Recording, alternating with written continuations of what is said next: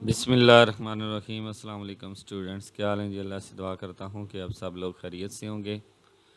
Students, आज का हमारा टॉपिक है MTI 643 मैट लैब, जिसकी हमने मिड टर्म के प्रैक्टिस क्वेश्चन आपके साथ शेयर किए थे। आज हम स्टार्ट कर रहे हैं फाइनल टर्म के जो प्रैक्टिस क्वेश्चन हैं। क्वेश्चन नंबर यहाँ पे नहीं दिया होगा, लेकिन लेक्चर नंबर दिया हुआ है, लेक्चर नंबर 8। वैसे यहाँ पे लेक्चर नंबर 8 दिया हुआ है, लेकिन जो इसके हैंड आउट हैं या इसकी वीडियो हैं, तो मोस्टली जो मैट्रिक्स को यूज़ किया गया है एक प्रॉपर तरीके से, वो लेक्चर नंबर 10 से स्टार्ट किया गया। तो हमें ये दो मैट्रिक्स दिए गए हैं। एक तो हमने इन दोनों मैट्रिक्स को जो है वो मैट लैब पे शो करना है। उसके बाद हमने for the matrix equation AX = B find, हमने मैट्रिक्स ए करना है, सॉरी एक्स करना है। इसके बाद हमने transpose of a matrix A निकालना है, inverse of a matrix B निकालना है। Find sum of a third row of a matrix A, जो ए की थर्ड रो है उसको हमने प्लस करना है, और sum of second column of a matrix B using direct MATLAB command. तो हमने जो मैट्रिक बी का कॉलम है सेकंड, उसके भी एंट्रीज को प्लस करना है। इसके बाद हमने find the product and matrices A and B, हमने मैट्रिक्स ए एंड बी को मल्टीप्लाई करना है। इसके बाद हमने divide the matrix A and B, हमने ए और बी को डिवाइड भी करना है। तो चलते हैं जी, इसमें हम आपको लेकर चलते हैं जी मैट लैब पे। वहाँ पे इंशाल्लाह हम ये सारे काम करेंगे। तो अभी मैंने यहाँ पे ये चूँकि लिखा हुआ था, तो इसको मैं रिमूव कर लेता हूँ। सारा कुछ मैं आपके सामने लिखता हूँ ताकि आपको जो है समझ आ जाए। सबसे पहले तो आपने CLC कमांड जो है इसको डिफ़ाइन कर लेना है। इसके बाद आपने क्लियर ऑल की जो कमांड है उसको आपने डिफ़ाइन कर लेना है। इसके बाद आपने क्लोज़ ऑल की जो हमारे पास कमांड है उसको हमने डिफ़ाइन कर लिया। अब हमने क्या करना है, हमने यहाँ पे मैट्रिक्स लिखना है। अच्छा, ये कमांड इसलिए लगाई जाती हैं कि जब आप दोबारा रन करें तो जो ऑलरेडी चीज़ें मौजूद हैं वो डिलीट हो जाएं। ठीक है, तो जो एक्स्ट्रा मतलब कि कोई भी एरर था वो डिलीट हो जाए। अब आपने पहले तो मैट्रिक्स ए को शो करना है, इक्वल प्रेस करेंगे। उसके बाद आपने स्क्वायर ब्रैकेट्स लगानी है, और स्क्वायर ब्रैकेट्स में आपने रो को किस फॉर्म में लिखना है ये ज़रा समझ लें। जिस फॉर्म में रो लिखी हुई है, यानी कि या तो आप हर एलिमेंट्स के बाद कॉमा लगा सकते हैं, या फिर आप इसी तरह स्पेस दें और उसके बाद सेमी कॉलन लगा दें, जैसा कि 3 4 2 है। तो मैं यहाँ पे 3 थोड़ी स्पेस देता हूँ, 4 और स्पेस देकर 2 लिखता हूँ, आगे सेमी कॉलन लगा दूँगा। तो ये मेरी एक रो कंप्लीट होगी। दूसरी रो मेरे पास है जी 2 1 एंड 3, तो इसको भी मैं ऐसे ही लिखता हूँ, 2 स्पेस 1 स्पेस 3, और इसके बाद भी मैं सेमी कॉलन लगा देता हूँ। इसके बाद चौथी वैल्यू जो है वो हमारे पास है 7 3 8। तो यहाँ पे मैं चलें अब आपको कॉमा लगा कर दिखाता हूँ, 7 कॉमा 3 कॉमा उसके बाद 8। तो ये आपका फर्स्ट मैट्रिक्स। आप यहाँ से रन करें तो यहाँ पे देख सकते हैं जैसा कि आपका फर्स्ट मैट्रिक था वैसा ही मौजूद है। ठीक है, 3 4 2 है, आप देख सकते हैं आपके पास भी 3 4 2 था। इसके बाद 2 1 3 है, तो आप अपने मैट लैब भी देख सकते हैं 2 1 3 है। इसके बाद 7 3 8 है, तो आप अपने मैट लैब पे भी 7 3 8 देख सकते हैं। ओके, अब ये तो बात इस तरह होगी कि हमने इसको सॉल्व कर लिया, और इसको हम यहाँ पे बी को लिखते हैं, क्योंकि हमने यहाँ पे बी को भी शो करना है। तो सेम वही तरीका, इक्वल प्रेस करेंगे, स्क्वायर ब्रैकेट्स लगाएंगे, ब्रैकेट्स के अंदर हम वैल्यू को राइट करते हैं। जी हमारे पास 139 है, हम स्पेस में लिखेंगे 1 3 एंड 9। इसके बाद हम सेमी कॉलन लगाएंगे। इसके बाद हम 4 2 7 लिखते हैं, 4 2 एंड 7, फिर सेमी कॉलन लगाएंगे। फिर हम जी आते हैं जी 339 के ऊपर, 3 3 एंड 9। तो ये भी हमारा मैट्रिक्स जो है ये आपके सामने शो हो गया है। ओके जी, ये आप देख सकते हैं मैट्रिक्स ए भी आ गया है, मैट्रिक्स बी भी आ गया है। तो इनके बाद हमने क्या करना है जी, अब हम क्वेश्चन की तरफ आते हैं। मैट्रिक्स तो हमने शो कर लिए। सबसे पहले वो कह रहा है कि for the matrix equation A is equal to A X is equal to B. तो आपको पता है, आपने छोटी क्लासों में पढ़ा है 9th 10th में, ये ए जो है ये इधर आकर इन्वर्स हो जाता है, यानी कि ये हम इक्वेशन यूज़ करते हैं ए इन्वर्स मल्टीप्लाई बी, यानी कि ये वाली हम इक्वेशन यूज़ करते हैं। तो सेम हमने जो है मतलब कि मैट लैब में भी इसी तरह करना है। हम यहाँ पे हमने जो x निकालना है उसको लिखेंगे, इक्वल प्रेस करेंगे, और हमने किसका इन्वर्स लेना है, a का, क्योंकि a जो है वो x के साथ था तो उसका हम इन्वर्स लेंगे। इन्वर्स की कमांड होती है INV, इन, और आगे ब्रैकेट में जिसका आपने इन्वर्स लेना है उसको लिखेंगे, ब्रैकेट क्लोज कर देंगे। और आगे आपको पता है, जैसे मैंने आपको बताया कि ये आगे b जो होता है ये मल्टीप्लाई हो रहा होता है, ठीक है। तो हम यहाँ पे स्टेरिक लगाएंगे, स्टेरिक, और साथ में हम b लिखेंगे। तो अब आप इसको रन करेंगे तो आपके पास x की वैल्यू जो है वो सामने आ जाएंगी। ये देख सकते हैं x की वैल्यू वो आपके पास मौजूद हो गई हैं, ठीक है। इसी तरह आपके पास ये मैट्रिक्स x जो है वो आपके सामने आ गया। ओके जी, नेक्स्ट हमने हमारा क्वेश्चन जो है वो नेक्स्ट इसी तरह साथ साथ शो करता जाऊंगा। Find the transpose. तो ट्रांसपोज के लिए जस्ट आपने कमांड लगानी है और उसको लिखना है। तो यहाँ पे मैं लिख लेता हूँ, इसको किसी नाम से शो भी करना होता है, तो मैं कैपिटल ए लिखता हूँ और साथ में ट्रांस लिख लेता हूँ, TRANS, ट्रांस। इससे पता चल रहा होगा कि मैंने ए का क्या किया है, ट्रांसपोज लिया है। इक्वल प्रेस करूँगा, ट्रांसपोज पूरा लिखूँगा, ट्रांसपोज। आगे ब्रैकेट में मैं पुट करूँगा जी, किसका मैं लेना चाहता हूँ, ए का। तो यहाँ पे मैंने ब्रैकेट में पुट किया तो आपके सामने जो है वो ए का ट्रांसपोज जो है वो भी आ गया है। आप देख सकते हैं ए में 3 4 2 जो है वो रो में है, तो इधर ये 3 4 2 जो है ये कॉलम में आ गया। सेकंड रो है 2 1 3 और इधर सेकंड कॉलम है 2 1 3। थर्ड रो है 7 3 9, तो इधर भी है हमारे पास थर्ड कॉलम है 7 3 9। तो ये हमारे पास जो है ये आंसर आ गया है। यहाँ पे 7 3 8 है, तो यहाँ पे भी 7 3 8 आ गया। ओके, ये हमारे पास क्वेश्चन का दूसरे का आंसर। तीसरा हमारे पास find the inverse of a matrix B.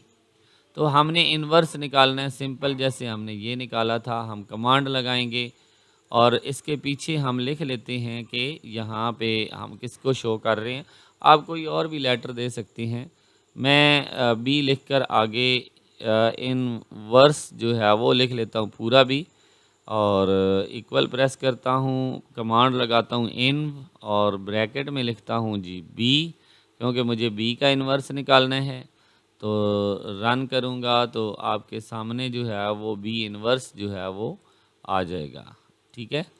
अब ये देखें, ये सारी चीज़ें मैं साथ साथ आपको शो करवा रहा हूँ। ए बी एक्स भी आ गया, ए ट्रांसपोज भी आ गया, बी इन्वर्स भी आ गया, ये हमारे पास बी इन्वर्स आ गया है, ठीक है। इसके बाद हमारा नेक्स्ट क्वेश्चन जो है वो क्या है, वो ये कह रहे हैं कि find the sum of a third row of a matrix A. Matrix A का की जो थर्ड रो है उसको आपने प्लस करना है, यानी कि इसको प्लस करना है कमांड लगाकर। तो ये आप देखें, ये आपका आंसर 18 आना चाहिए, ठीक है। और इसके बाद आपने second column of a matrix B, ये आपने प्लस करना है सेकंड कॉलम, तो इसका आंसर आपका 8 आना चाहिए। तो ये हम मैट लैब में जाकर काम करते हैं। मैट लैब में मैं यहाँ पर लिख दूँगा सम ऑफ रो निकालना है, तो मैं रो लिख दूँगा इज़ इक्वल टू अब इक्वल के बाद मैं सम लिखूँगा, ठीक हो गया। इसके बाद मैं एक ब्रैकेट लगाऊंगा, फिर ब्रैकेट के अंदर ब्रैकेट लगाऊंगा, ठीक है। ये अब ये जो बड़ी ब्रैकेट है इसमें तो मैं लिखूंगा जिस मैट्रिक्स का मैंने सम निकालना है वो लिखूंगा, ठीक है। उसके बाद जो हमारे पास अंदर ब्रैकेट है उसको मैं लिखूंगा। अगर रो का सम निकालना है तो रो आपको पता है आर्डर में पहले लिखी जाती हैं, तो वो रो लिखूंगा। तो आखिरी रो है तो इसको मैं एंड से शो करूंगा। फिर मैं आगे कॉमा लगाऊंगा और आगे मैं यहाँ पे क्या कर दूंगा जी, अ, ये दो डॉट्स लगा दूंगा। ओके, तो ये मैं आप देख सकते हैं मैंने एंटर किया है, ठीक है। तो क्या आ गया है हमारे पास, जैसे मैंने आपको बताया था कि सम ऑफ रो जो है वो क्या आएगा, 18 आएगा। जैसा यहाँ पे देख सकते हैं 3+7 + 3 10 + 8 18 आ गया। अब इसी तरह आपने जो सेकंड मैट्रिक्स बी है उसका आपने क्या करना है, सम ऑफ कॉलम निकालना है। तो मैं उसको शो करता हूँ, सम COL कॉलम, ऐसे मैं लिख लेता हूँ, इक्वल प्रेस करता हूँ, फिर सम लिखता हूँ, ठीक है। इसके बाद एक ब्रैकेट लगाता हूँ, यहाँ पे मैं बी लिखता हूँ। उसके बाद मैं दूसरी ब्रैकेट लगाता हूँ और यहाँ पे मैंने कॉलम लिखने हैं, तो पहले मैं दोनों डॉट्स लगा लूँगा, फिर कॉमा। कॉमे के बाद जो कॉलम नंबर मैंने प्रेस करने हैं, प्लस करने हैं, उसका नाम लिखूँगा 2 है, और इसके बाद मैं ब्रैकेट्स दोनों क्लोज़ कर दूँगा। ओके, तो ये मेरे पास सम ऑफ जो है वो मैट्रिक्स बी का जो कॉलम है, यानी कि अगर रो लिखनी है यहाँ पे एंड रो की जगह पे मैं अगर 3 भी लिख देता हूँ तो फिर भी मेरा काम हो जाएगा। यहाँ पे देखें मेरा आंसर जो है वो वही आ रहा है, ठीक है, 18 ही आ रहा है। लेकिन अगर आप एंड लिखते हैं तो फिर भी कोई मसला नहीं है, यानी कि जितनी नंबर ऑफ़ रो होगी उसको आप पहले लिखेंगे और जितने नंबर ऑफ़ कॉलम होंगे उसको आप बाद में लिखेंगे। तो ये देखें आपके पास नंबर ऑफ़ कॉलम का जो सम है वो भी मौजूद है, ठीक है। और वो मैंने आपको बताया था कि ये देखें 3 + 2 5 + 3 8 आ जाएगा। तो मैट लैब में भी हमारे पास 8 आंसर आ गया। ओके, अगर इनको आप साथ साथ शो नहीं करना चाहते, आप अपना एक ही आंसर जो है वो शो करना चाहते हैं, तो आप इनके आगे सेमी कॉलन लगा दें तो वो आपके आउटपुट से चीज़ गायब हो जाएगी। जैसे मैंने मैट्रिक्स ए जो है वो उसके साथ सेमी कॉलन लगाया है, तो वो मैट्रिक्स ए देखें यहाँ से आउटपुट से गायब हो गया। अगर आप इसको यहाँ से निकालना चाहते हैं तो कोई मसला नहीं है, ठीक है। बहरहाल अब हम नेक्स्ट क्वेश्चन पे आते हैं। नेक्स्ट क्वेश्चन है हमारे पास, find the product of a matrix A and a B. हमने मैट्रिक्स ए और बी का प्रोडक्ट निकालना है। तो यहाँ पे मैं इसको शो कर लेता हूँ प्रोडक्ट, PROD लिख लेता हूँ प्रोडक्ट।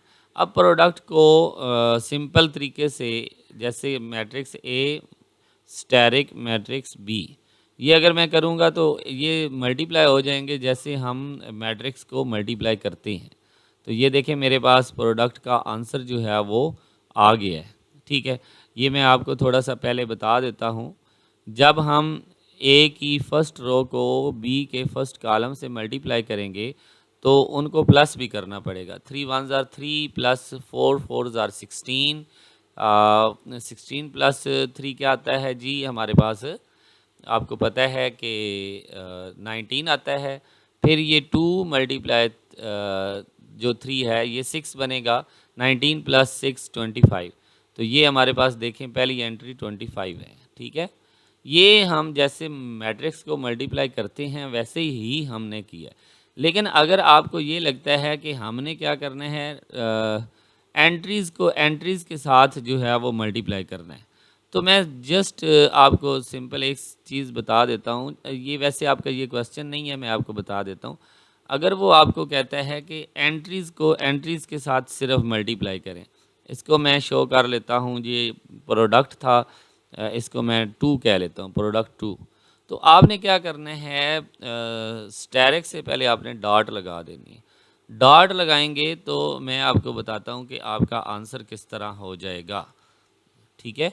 ज़रा देखें, पहली एंट्री के साथ मल्टीप्लाई होगी 3 1 ज़ार 3, दूसरी एंट्री के साथ मल्टीप्लाई होगी 4 3 ज़ार 12, तीसरी एंट्री के साथ मल्टीप्लाई होगी 18। तो आप यहाँ पर आप देख सकते हैं 3 12 एंड 18 आपके सामने आंसर है। ठीक है, इसको हम कहते हैं product of a matrix element to element, यानी कि हर एक एलिमेंट के साथ उसी जैसे एलिमेंट्स को क्रॉसपोंड एलिमेंट्स को हमने मल्टीप्लाई करना है। ओके, इसी तरह लास्ट पे हमारा ये प्रोडक्ट हो गया। लास्ट पे हमारा क्वेश्चन है जी divide the matrix A by B. तो हमने ए को बी से डिवाइड करना है, तो यहाँ पे हम इसको भी डिवाइड लिख लेते हैं, डिवाइड, और इक्वल प्रेस करता हूँ और इसके बाद मैं ए बाय बी करना है तो मैं फॉरवर्ड स्लैश डालूँगा और ये प्रेस करूँगा जी बी को, एंटर करूँगा तो ये मेरे पास ए बाय बी जो है वो भी आंसर आ गया है। ठीक है, ये मेरे पास आंसर आ गया। यहाँ पे आप देख सकते हैं ये डिवाइड का जो आंसर आया ये मौजूद है। ओके, अब इसका भी तरीका वैसे भी है जैसे हमने पीछे किया है प्रोडक्ट का, कि डिवाइड भी जब आप एंट्रीज़ को एंट्रीज के साथ करना चाहते हो तो आप दरमियान में क्या डाल दें, स्टेरिक डाल दें। इसको मैं 2 कह लेता हूँ और डिवाइड के से पहले जो है मैं डॉट डाल देता हूँ। तो अब ये मेरी एंट्रीज़ के साथ एंट्रीज़ जो हैं वो डिवाइड हो जाएंगी। आप देख सकते हैं ए की एंट्रीज़ को 3 को 1 पे डिवाइड करें तो 3 आएगा, 4 को 3 पे डिवाइड करें तो ये 1 पॉइंट समथिंग मतलब कि 3 3 आता जाएगा। अच्छा, 2 को 9 पे डिवाइड करें तो ये भी इसी तरह 0.2 मतलब कि 2 2 आता जाएगा। इस तरह का आंसर जो है वो मौजूद होगा। तो ये आप देख सकते हैं ये पहले का 3 आंसर है, दूसरे का 1.3 है और तीसरे का 0.22। इस तरह यानी कि एंट्रीज़ के साथ एंट्रीज़ जो हैं एलिमेंट टू एलिमेंट डिवीजन भी आपको बता दी और एलिमेंट टू एलिमेंट मल्टीप्लिकेशन भी बता दी। तो स्टूडेंट्स ये क्वेश्चन नंबर जो 1 था ये और क्वेश्चन नंबर 2 सेम हैं, तो इसलिए मैं एक को सॉल्व कर रहा हूँ। इसमें जस्ट ये जो एंट्रीज़ हैं इनको आपने बाय में लिखना है तो कोई मुश्किल नहीं है। आप एंट्रीज़ जहाँ पे लिख रहे हैं वहाँ पे डिवाइडेड बाय कर लें। ठीक है, यहाँ पे फॉर एग्ज़ाम्पल ये 2/3 है तो मैं इसको यहाँ पे डिवाइड का बटन प्रेस कर देता हूँ और 3 कर देता हूँ, तो ये मेरे मैट्रिक्स में 2/3 का आंसर जो है वो आ जाएगा। ठीक है, इसके बाद एक और तरीका है फ्रैक्शन लिखने का, वो भी मैं आपको बता दूंगा। ठीक है, वो भी आप कर सकते हैं। यहाँ पे देखें अब उसने बी मैट्रिक्स को जो है वो पॉइंट में लिख दिया है क्योंकि एक एंट्रीज हमारी बाय में आ गई है। ठीक है, तो इंशाल्लाह नेक्स्ट लेक्चर में मैं आपको ये भी बता दूंगा कि इसको हम फ्रैक्शन में किस तरह लिख सकते हैं। ओके स्टूडेंट्स, ये हमारा क्वेश्चन था। आई होप कि आपको इन दोनों क्वेश्चन की समझ आई होगी। इंशाल्लाह नेक्स्ट वीडियो में हाज़िर होंगे, तब तक के लिए इजाज़त दें। अल्लाह हाफ़िज़।